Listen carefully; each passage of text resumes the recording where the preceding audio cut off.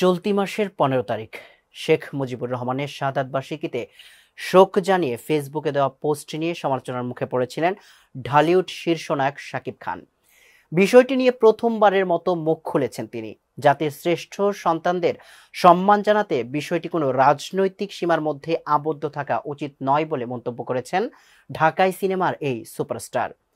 গণমাধ্যমকে শাকিব খান বলেন, দেখুন, এখন আমাদের দেশে তো সব সেক্টরে সংস্কার চলছে। বিশ্বাস ছিল আমাদের চিন্তা ভাবনাতেও এই সংস্কার প্রতিফলন হবে।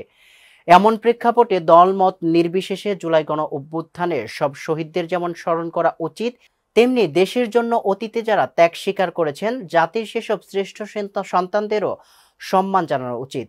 তাদের স্মরণে শ্রদ্ধা প্রদর্শন কোনো রাজনৈতিক দলের সীমাবদ্ধতায় আবদ্ধ থাকা উচিত নয়।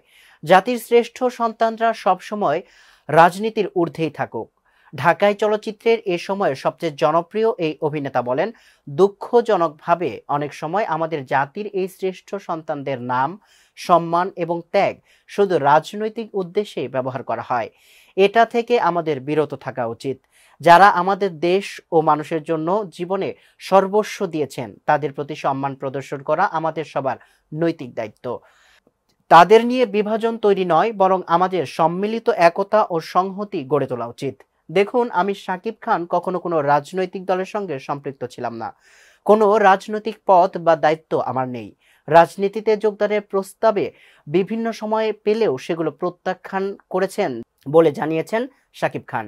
বিগত বছরগুলোতে বিভিন্ন সময়ে আমাকে রাজনীতিতে সম্পৃক্ত হওয়ার অফার করা হয়েছে, কিন্তু শুধু সিনেমার কথা ভেবে আমি সচেতনভাবে এড়িয়ে গিয়েছি। এমনকি কোনো ধরনের পলিটিক্যাল সুযোগ সুবিধা নেইনি। বরং অনেক সময় আমাকেই কর্ম থেকে ব্যক্তিগত জীবনে পলিটিক্যাল লোকধারা অনেক বাধার সম্মুখীন হতে হয়েছে।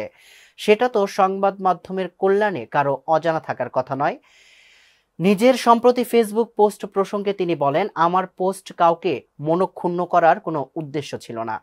যারা এটাকে কেন্দ্র করে বিভিন্ন ন্যারেটিভ খুঁজছেন তা মোটেও গ্রহণযোগ্য নয়।